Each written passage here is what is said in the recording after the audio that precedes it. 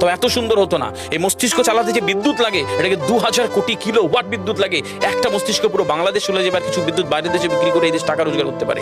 এই আপনি চিন্তা করেন যে শিরোপশিরাগুলো, একটা তারের হেডফোনকে পকেটে দেবেন আর বের করবেন, দেখবেন ছাড়াতে হচ্ছে, তাই না? জড়িয়ে যান। এই পুরো শরীরের মধ্যে এরকম জড়ানো পেছনে যত শিরা আছে না, এই শিরাগুলোকে বলা হয় খুলে খুলে রাখা হলে 11 একর জমি লাগতো, 11 একর জমি লাগতো। কেন ইমাজিন আমাদের মধ্যে কি রয়েছে, পুরো শরীরে 650টা মাংসপেশি রয়েছে, যা ইনস্ট্রাকশন দেবেন তাই করবে।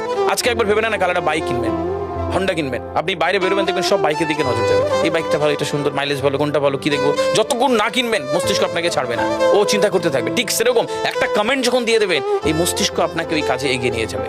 পৃথিবীতে মানুষ না বেসিক নিডসগুলো ফ্রি পেয়ে গেছে। ভাবুন তো একবার, পৃথিবীর সবচেয়ে লাক্সারিয়াস ড্রিঙ্কের নাম জানেন? পৃথিবীর সবচেয়ে লাক্সারিয়াস ড্রিঙ্কের নাম হচ্ছে পানি। পানি, জল।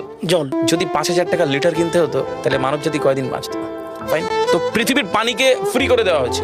অক্সিজেন, একটি গবেষণা জানায় সারাদিনে একটা মানুষ